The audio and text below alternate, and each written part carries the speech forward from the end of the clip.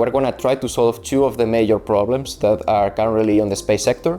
One of them is space debris, and the second one is in-orbit servicing.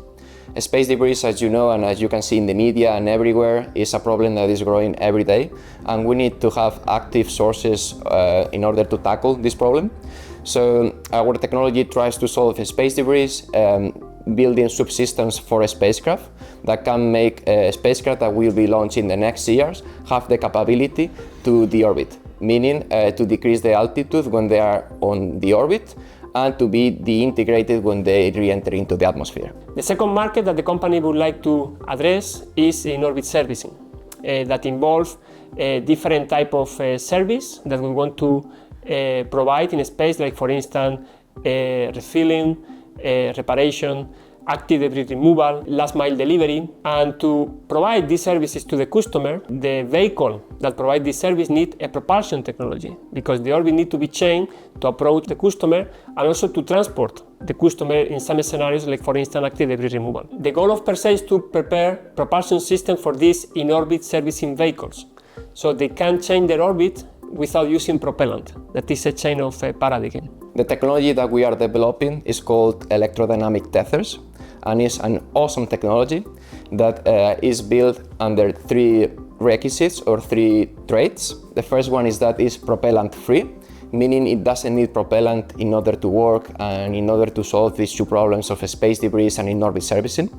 The second one is that it's reversible, so this technology can be used not just for deorbiting and decreasing the altitude of the spacecraft, but also for propulsion and provide, as I told you, all these in-orbit servicing services. The third one is that they are scalable, and meaning that they can be used for small satellites and they can be used for large satellites without major changes in our technology. So this technology is actually gathering the natural resources that are around the Earth in order to gather its own propellant. So you know that around the Earth we have the magnetic field, we have the ionosphere, and also all satellites that are around the Earth have a natural orbital velocity.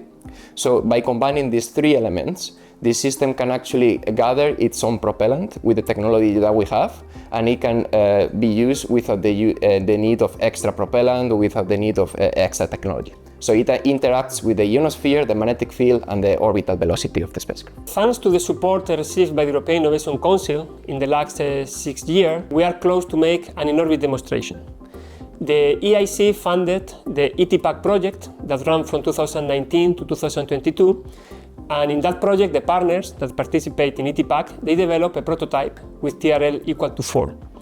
We are now working in an EIC transition project that is called ETPAC-F, where we have prepared the engineering qualification model that has passed successfully the qualification campaign, and now the team is preparing the flight model that we're going to demonstrate in orbit in spring 2026, thanks to a launch opportunity provided by the European Commission and the European Space Agency.